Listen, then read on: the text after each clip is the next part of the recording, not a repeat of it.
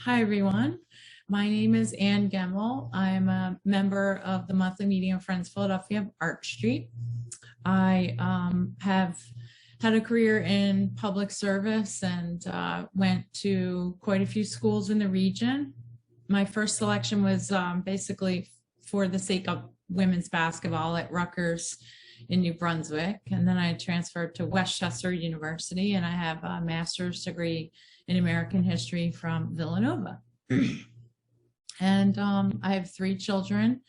I raised them in the South Street, Queen Village area, and just graduated. The baby is now a high school graduate, so I'm at the beginning of a different phase in my life, which is quite interesting, and I'm able to have a little more time to do talks like this and be more engaged in my faith generally. So thanks, Lois, for having me tonight, and thanks everyone for joining. I just have a few slides. I'm going to time myself. I don't want to talk for longer than 15 minutes. And I just have a few slides to have a very surface chat about a topic that we could, discuss for a decade or more. But I'm just going to share some slides here. We will start at the beginning. I thought the best way to start this was, I titled it Friends in Zen, which was very, super basic. Of course, Zen is not the only kind of Buddhism, and our type of Quakerism is not the only type of Quakerism.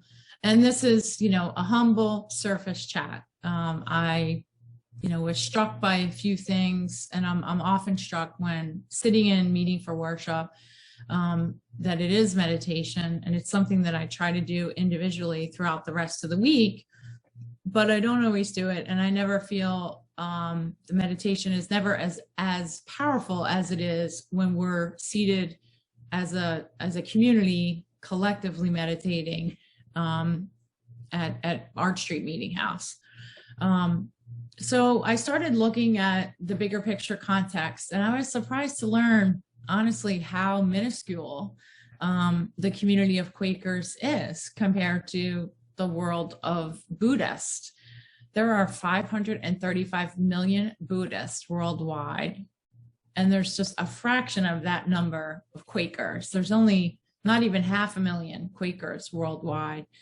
In the US, there's 3.6 million Buddhists, which is 1.2% of all the Buddhists in the world live in the United States. Whereas in China, sorry for that typo. In China, there's 244 million, but China is not even the country that has the majority. There are some countries that have 94, 96, 97% of their population is Buddhist, but about 50% of the world's Buddhists live in China. And then with Quakers, as I looked more and more at my own faith, we unprogrammed Quakers are very unique.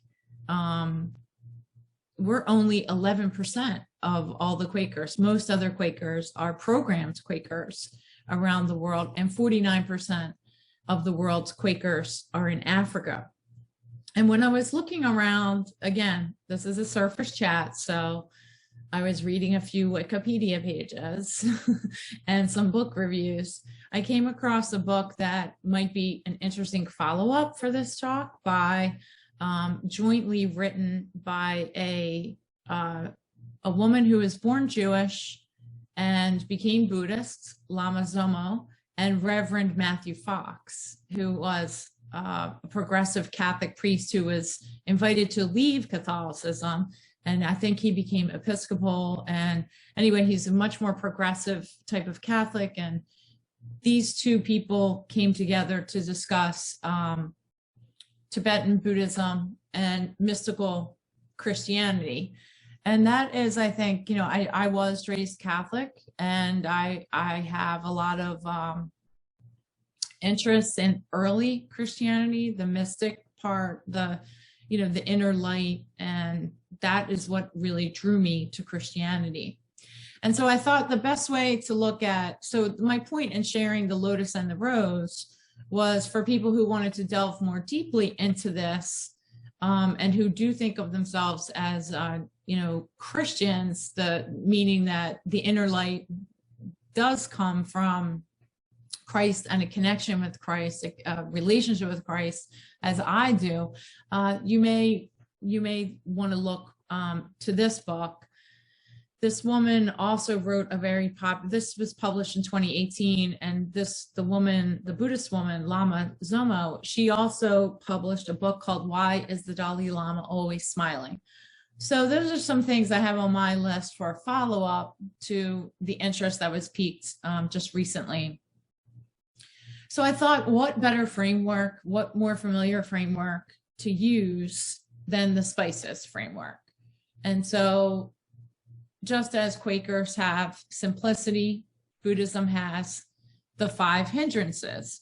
So we have a positive narrative where we urge fellow Quakers and ourselves to live simply, right? To tread lightly on the earth, to not, overconsume, avoid gluttony or flashy things. And the Buddhists have the 5 hindrances, which are more of a negative framing, where these are the hindrances to deeper meditation. These are the hindrances to mastering yourself and life. And it begins with the sensory desires. This isn't necessarily sexual, it's all of the senses. We want to see beautiful things. We want to hear beautiful, like the cravings that go on. Ill will is just, our aversion, like, oh, we don't like this, and we want pleasure, and we want to avoid negative things. We want to avoid pain or discomfort, so the seeking of sensory pleasures is a hindrance. And I connected that to the simplicity mantra of Quaker. Sloth and torpor is just, laziness, restlessness, and worry.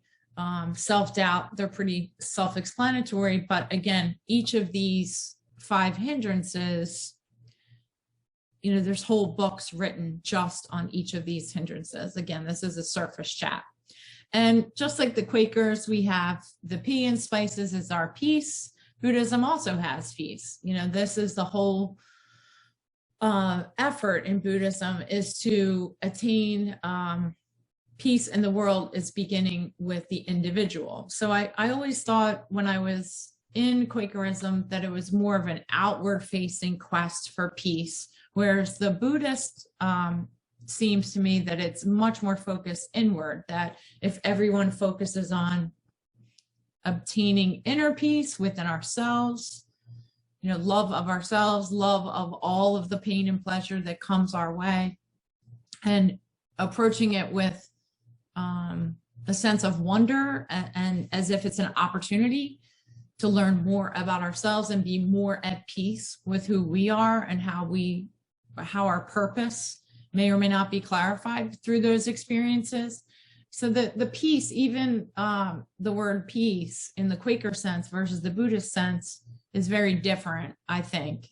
The Quaker peace being a little bit more activist or outward focused historically. And then the Buddhist is very clear that you cannot find clarity about your purpose and make the world a better place without having first inner peace. And then moving on to the I in spices, we have integrity on the little card. I have these little cards. This is what I use to remind myself what the words, what the spices actually stand for. But I thought integrity is sort of similar to impermanence, right? And that recognizing, the Buddhists recognize that time is the most valuable thing that we have, and that it's not to be wasted. And so this quote, "The day is ending and our life is one day shorter. Let us look carefully at what we have done. Let us practice diligently, putting our whole heart into the path of meditation. Let us live deeply each moment and in freedom so the time doesn't slip away meaninglessly." And so this to me, this sense of impermanence is very similar to, living life with meaning and integrity. Just as Quakers have community throughout the world, Buddhists have several different types of community as well. Everything ranging from meditation centers to full-blown sanghas where people are practicing to become Buddhist nuns and Buddhist priests, if you will. And then just as Quakers have equality, the Buddhists have their 8 worldly dharmas. And this is something that, again, the external and the internal, whereas historically Quakers thought about equality in the sense of society and how society was structured and that all people are equal to one another. The 8 worldly dharmas are more about recognizing that we have opportunities for pleasure and pain. We're going to be presented in our lives with situations that will upset us, that will be praised, will be blamed, will come into fame, will come into disrepute. We will experience success and failure. And instead of looking at those things as something that is desirable or something that is not desirable, the Buddhists teach, at least from what I've read, the teaching seems to be that all of these things and these feelings and these experiences are part of a life. It's a part of a path, and all of them present opportunities to learn more about ourselves and our purpose in this world, in this lifetime, and that should, all of these experiences and emotions, feelings should be approached with equanimity, with a calm, with a sense of detachment, and that all of these positive and negative emotions are equally desirable because they equally present an opportunity to learn more about ourselves and our purpose in this life. And then lastly, the last S in spices is service. While Quakers have a sense of service, while Buddhism has a focus on suffering. And it goes both ways. On one hand, related to the last slide, suffering is when we wish things were not the way that they are. And mastering suffering, in a sense, is getting to a place where you can say that the suffering you're experiencing is an opportunity to take a deeper step onto your path towards peace, right? And it's similar to the serenity prayer, the long form of the serenity prayer. Most people know the beginning of the serenity prayer. It starts with, God grant me the serenity to accept the things I cannot change, the courage to change the things that I can, and the wisdom to recognize the difference, living each day at a time, experiencing each moment at a time, experiencing each moment, and accepting that hardship is the path to peace. And that's very Buddhist in a sense, accepting that hardship is your opportunity to a more peaceful existence, and that suffering is an opportunity. Quakers also work very hard to alleviate other people's suffering, and this is a idea also embraced by Buddhists, that our purpose in life is to work and serve so that other people's suffering may be alleviated. But the dilemma I found when I was reading the book that sort of triggered all this thinking, this inquiry started with the book by Pema Chodron, When Things Fall Apart. I thought it was a beautiful book, very accessible. She wrote it more than 20 years ago, I believe. And I really enjoyed everything that I've read in the book.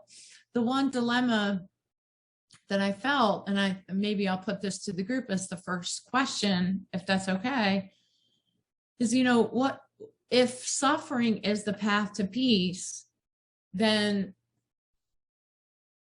and we're supposed to be detached from pain or pleasure, why, if someone is suffering, perhaps that is their path, and that are we somehow disrupting their path to peace? Because ultimately everyone has to, take responsibility for their purpose on earth, their journey on this earth. And so when we as a society or as Quakers, say, oh, we have to alleviate other suffering, but then we also say, Buddhists also say suffering is something that you should detach from, and suffering is an opportunity to discover purpose and path. So it's just a confusing thing. As much as we try to serve others and alleviate suffering, there's also a little dilemma in the sense that not to sound rude or, I don't wish suffering on other folks, but this philosophy sort of, this religion, says to embrace suffering as an opportunity to illuminate more about your purpose in life. So it's just a little mixed message, I think, about suffering, and it also relates to service, Quakers as service. And the question, I guess, for the group is, how do you balance the internal quest to work on your own inner mastery of life and meditation, and your own alleviation of suffering, to be, to ultimately be the best person in the world that you and to be the best person in all the lives that you touch as you go about your life, rather than focus energy on service to an outer world that, we don't know the unintended consequences of that, or we may never see, the benefits, or know if suffering was alleviated or not. So I'll stop talking there. That was only that was about 18 minutes, but I wanted to open it up for questions and see if there was any section of the presentation that anybody wanted to dive a little deeper into. Again, this is a very surface chat, and I'm happy to open the floor.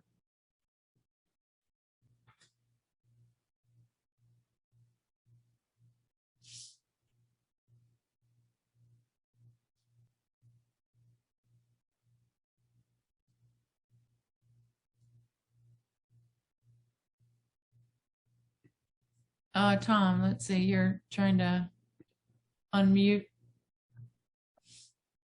Mute myself. Okay. I have a reaction to the last part. Okay. My immediate reaction and my concept is, I have the hypothesis that most suffering that people endure is caused by other people, not necessarily individuals, but in studying, for example, John Woolman, too much consumption results in John Woolman's teaching, results in deprivation in others. And that's why he tried very hard not to overconsume. And I have struggled with this to see if it's economically sound, and I think it is, that people starve to death because others are consuming too much. That's the very simple idea. So therefore, one of our basic purposes, obligations to ourselves, is to more become a human being by being in community with all other human beings. Mm-hmm. And therefore, in order to achieve that greater actualization and being a human being by joining with the mass of human beings and others human beings, the way you do that is to right that imbalance of some people causing other people's suffering. And that is my immediate rationale of how we benefit others and ourselves by helping others. Yeah, I think that's really well said, Tom. And that was a theme that was throughout the book that I read as well, the theme of interconnectedness. Buddhists write about that when they talk about meditation, and Pema Chodron has written about that as well. And that is actually something I've experienced in Quaker meeting. I've experienced that interconnectedness to the people in the room. And writ large, I think it is possible if humans committed to reducing other suffering. And we do see signs of this throughout the world. There are efforts throughout the world of alleviating other suffering, by consuming less, giving more to charity, and having others, feel more abundance in their lives, whether it's water or food, energy, comforts like that are brought by electricity. So it's increasingly possible in this modern era and with technology for a level of charity to become so sophisticated that we could have a world where John Woolman imagined, some people do with less so that others can have more and avoid deprivation. So I think that's really well said. Thank you for sharing that.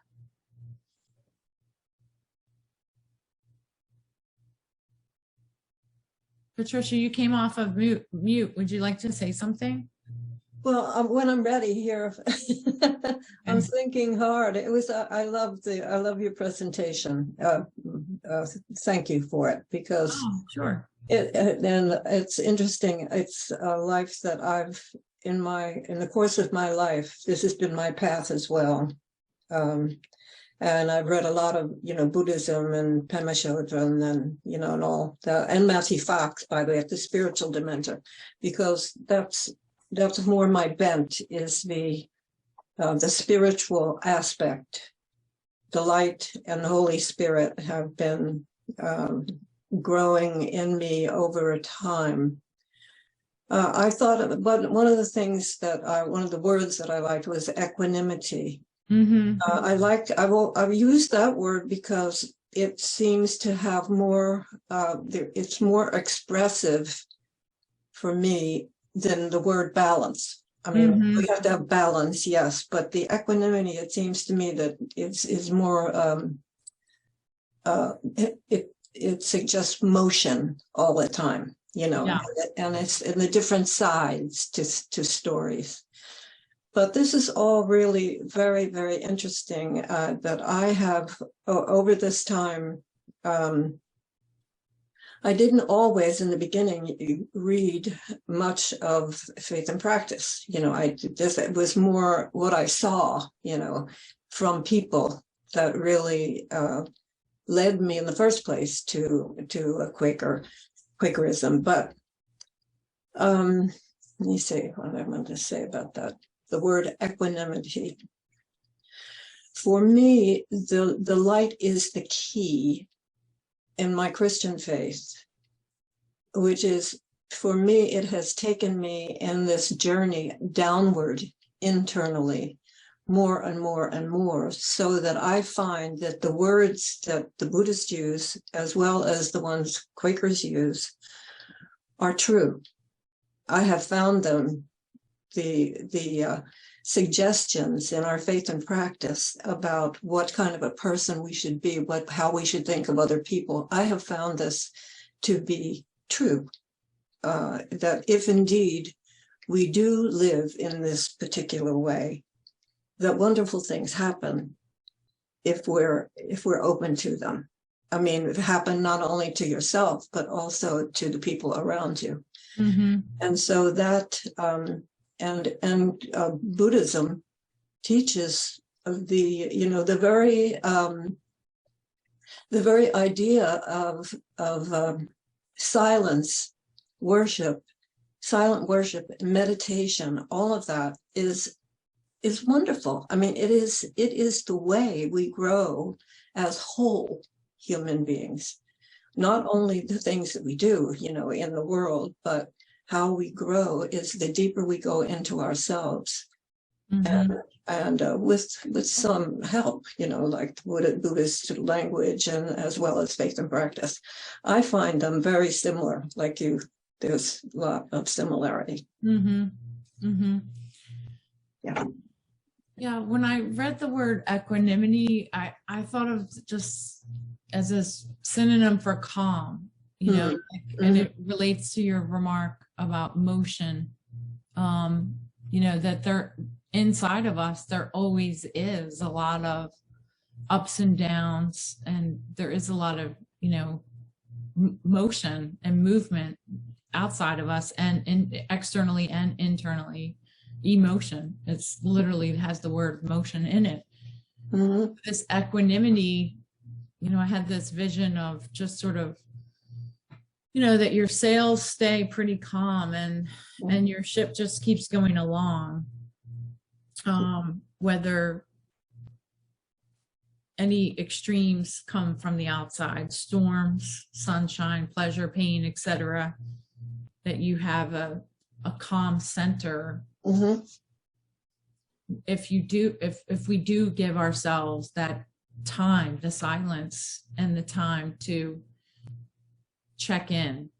And when I first researched this, just a little bit of the history and the theories of, because Buddhism goes, very far back to the earliest Christian times, and the Buddhist teaching first appeared in, Greco-Roman areas. And there are some historians who have said, that there was not contamination, that's the wrong word, but that there was some groundwork laid for Christian ideas to flourish, because some of the Buddhist ideas had come and touched some of the Roman Empire early on in Egypt and Greek times as well. And they have so much in common, Jesus and Buddha, in a lot of ways. So I just thought that was interesting, because both religions were pretty radical at the time in their ideas of equality. That everyone could access divinity within themselves. It was very radical. It was a radical departure from, very hierarchical societies at the time. So, and they had that in common. But it was interesting to me, just to see how much Buddhism is still very much alive and well throughout the world, whereas Quakerism, is really not, in my experience of it, on the East Coast in Pennsylvania, New Jersey, there was a decision I guess in the 1800s, I'm not sure, to be less evangelical. And so it just started to shrink. Whereas the programmed Quakers and evangelical folks obviously continue to flourish a little bit. So it's just, interesting to me. I didn't know that we were so dwarfed compared to Buddhism. Yeah, Susanna? Yeah, well, one huge difference between Buddhism And Quakerism is Buddhism does not have a God. So there's no one in charge. I mean, that's a huge difference. Another huge difference is when I was in, well, you know, I go to Germany a lot. I remember walking around Freiburg a few years ago, and I found 3 huge buildings that were Buddhist. And they had a Quaker meeting that met once every 2 weeks in an some art supply room. You know, and then I'm thinking, what did the Buddhists do in the Second World War? I mean, Quakers were feeding people. They got a Nobel Prize. Oh, I mean, what can I say? Buddhism has terrific PR and Quakers have rotten PR. I think that's it, huh? Yeah, I think it really is, you know.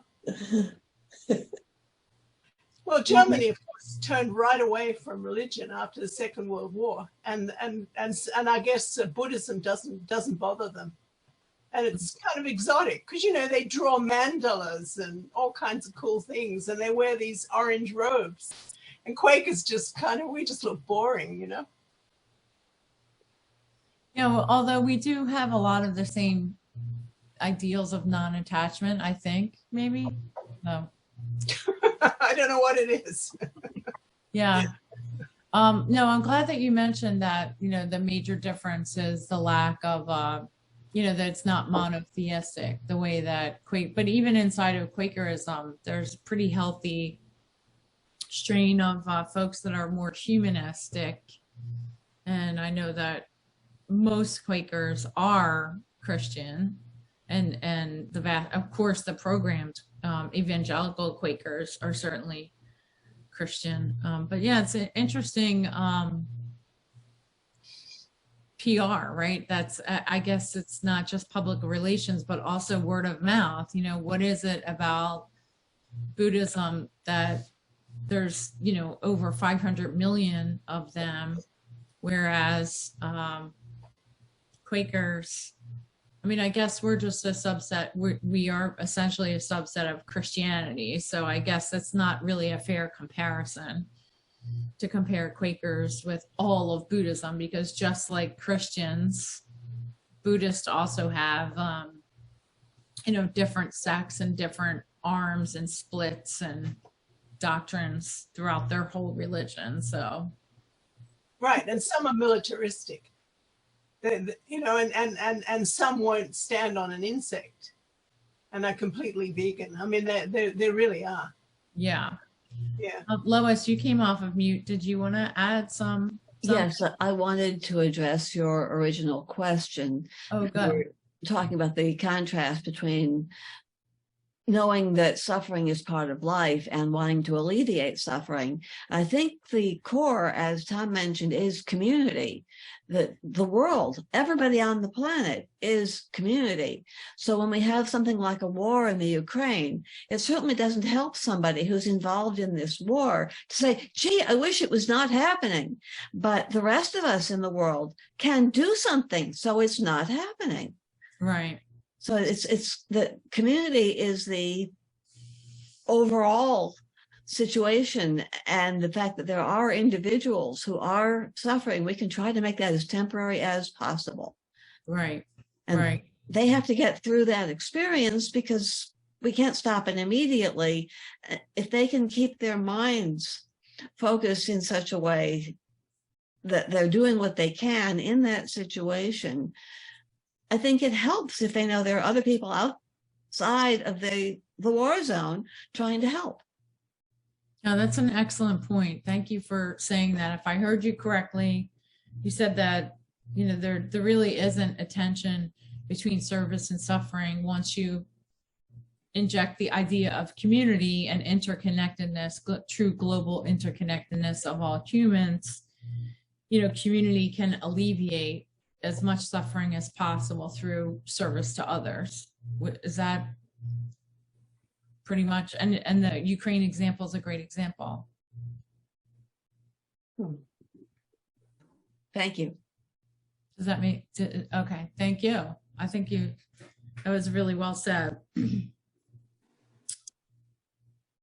any of you have any other book recommendations for me or one another related to this topic. I put the one, I read some Pema Chodron, and there's another book that I have. It's called What If Buddhism is Real?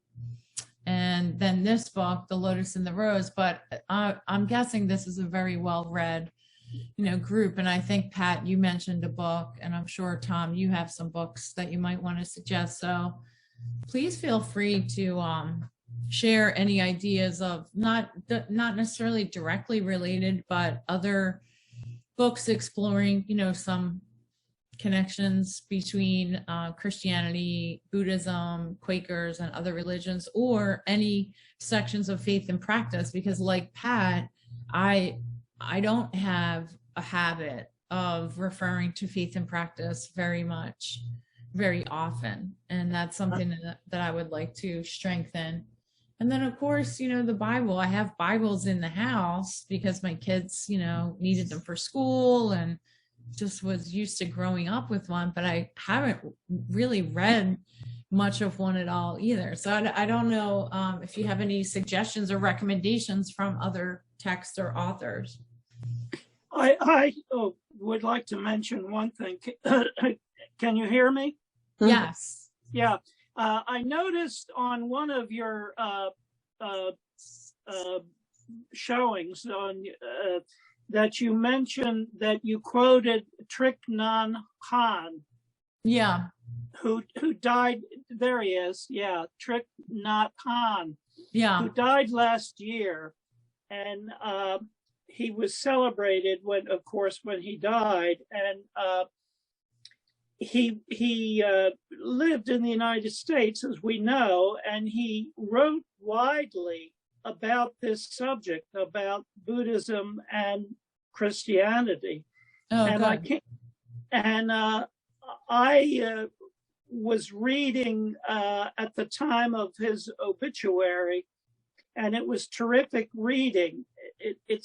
I don't have any quotations or any citations, but following his writing is, I think, very useful to the whole comparison of Buddhism and Christianity. Thank you, Tom. I appreciate that reference. So just if I heard you correctly, you suggested Googling his obituary, which referenced many of his books, and as a starting point? Okay. That's right. And I'm going to second that motion that Tom just had. Absolutely. Okay. Mm-hmm. Okay, great. Well, I'll leave this slide up so we can. I'm sure. Well, you're both familiar. I'm less familiar. I'll have to catch up on that. And I think, I feel like I'm proselytizing with the faith and practice, but now that we're coming back again together, we've been, away for such a long time, right? And now we're back into dealing with each other again. And when I say dealing, it means that we're coming back, and we are all changed people. From the time that we have been apart, we have changed and evolved the way we always evolve. We keep evolving. So we are not the same people that 2 years ago we were.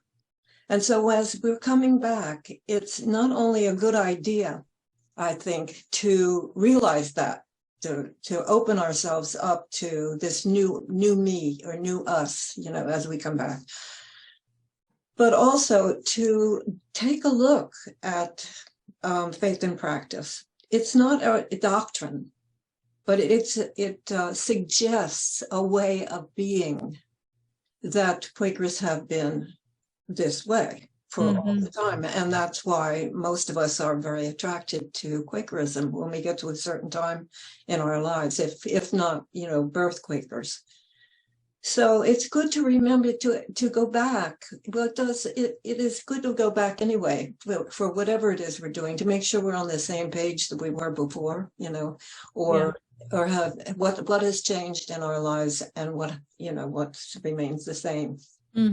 I think it's a good idea to peruse it. I don't mean to read it every day for anything, but it is good to I find it very helpful myself, just as a reminder.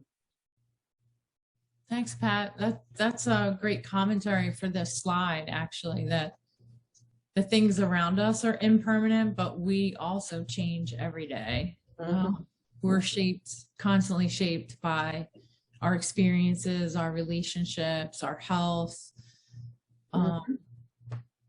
So I just thought that was interesting, the balance, the concept of integrity, like what about us is rock solid and unchanging and focused and, reliable. And then the other parts of us that are impermanent and changing and evolving and growing, right? Growing is constant if you let it be constant, but it's also somewhat painful to just keep growing all the time, so That's right. it's better to have some spurts, some equanimity thrown in, right? That's human beings working it out. Right? Yeah, working life out. Exactly. Yeah, so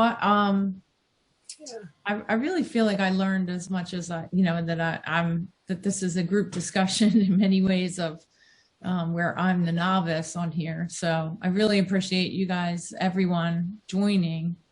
And I'm trying to remember, because I was part of a Buddhist group, meditation group, every Saturday night for a year and a half. Oh, nice. That was 1990 and to about the middle of 1991. And then our Buddhist leader decided to go back to England. Scotland. So that was the end of that. But it's the Dharma, the Sangha, and the Buddha, right? The three jewels. Yeah.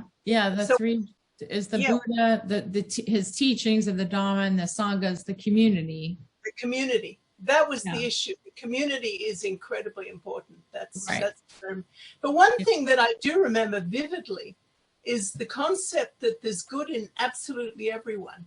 I mean, even the most evil person, there's something good in them, and that is something that I always enjoy. That everyone evil, you just try and find what the good is and work with that. Everyone's not 100% evil, and I like that. I really like that. The inner light. And do you think that's what that is? That's what that is, the inner light. So some people just have a very small inner light, and other people have a bigger inner light. So well, that's another one of those things that's in faith and practice. How we view human beings is that we believe that there is that of God in every human being.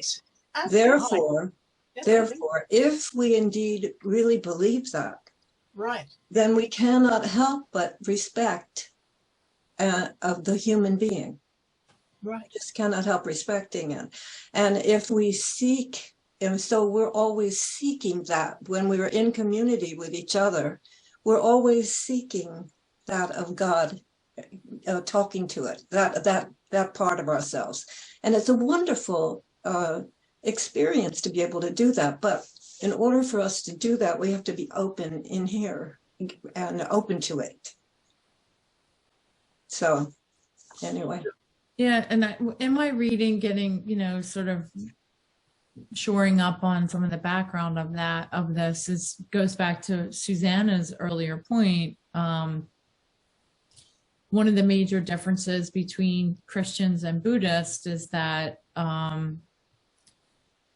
Christian, especially Quakers, do believe that there is that of God in everyone, especially mystical Christians that believe, you could tap into that yourself, that you didn't necessarily need a priest or a bishop or a nun to bless you for you to have, that of God in you. So this light, the inner light, to me, even though it's not monotheistic, is very present in the Buddhist strain of thought as well, in that there's a consciousness, right? That there is a wholeness and a connectedness, that's not a God per se, but it is on some level, I think, semantics, right? Is just that, how do we conceive of this universe, the connection to one another that is so powerful? You know, it's powerful, it's loving, it's hopeful. And so I don't think that they're that far off. So it's only language, as you say, like semantics, that gets in the way of things sometimes. It can clarify, but it can also get in the way. When I find personally the Buddhist way of being compatible with my own belief system. So I don't, you know, I am who I am and do what I do, but at the same time, I am very accepting, because I find wisdom in almost every word that you presented tonight. There's wisdom in all of it. Right. So yeah. Really just scratching, you know, just barely scratching the surface of the wisdom in these. So it's just, yeah, I think you're right. I think there's much more similarity, and that, you know, the humans do have a tendency to other, you know, we other one another. We create compartments and categories so that we can organize our thoughts better. But I don't think that the lines are as harsh as many have us believe, you know. I always found that Buddhism, and I started delving into it in the 1960s, has helped me think about God, because it has always prevented me from personifying it. You know, I always, as I am a Quaker, and to some extent a Christian, although I do not believe that I'm a Christian really, although I am a Quaker. And it has always helped me, the Buddhist concept that God is in everything. And that that presence does not have a specificity in any way. So that as I walk the world, I'm surrounded in every manifestation by God, and therefore that's a friendly presence. And I think that my Buddhist concept of thinking about God stays with me as I am in a Christian religion. That's well said. Yeah, that is well said, Tom. Yeah, similarly, you know,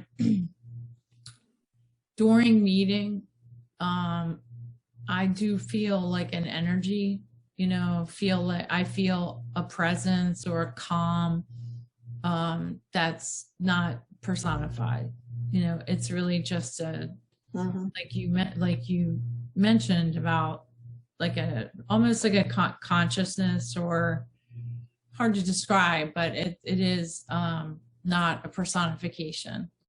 I don't feel like someone else or Jesus is in the room or anything. It's more just the intention and intuition or goodwill or love in the room. That's energy. Do you think it's energy? Is it energy you're thinking of? I mean, I guess that's the feeble word for it, but I just, you know, there is, I don't know, like when Tom mentioned like walking through the world, you know, I have heard people speak about a sense of protection, you know, that when they're in the room, that it's a safe and loving energy. Or and also it's interesting in relation to death, because in death you're only returning to the friendly presence of everything. You're going into a very congenial, compatible, loving, universal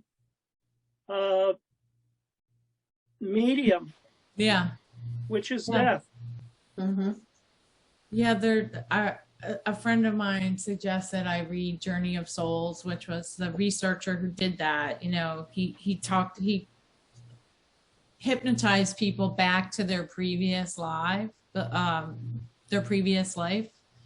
to the point where they could recall. And they were, you know, there were 30 different people that he was able to hypnotize and interview, and they were brought back to that state. And so it was an interesting book from the 90s. I think it was very popular, and I'm sure people cast aspersions on books like that, but you know, the hypnotized people were fairly consistent. Mm-hmm. And you know, I think, you know, a close friend of mine who's not at all religious had near-death experiences and describes things similar to that. It's just, so we don't really know, Mm-hmm. of course, but it's not something I think about very often. Well, you're not 80 years old like I am. I am eating. No, just kidding.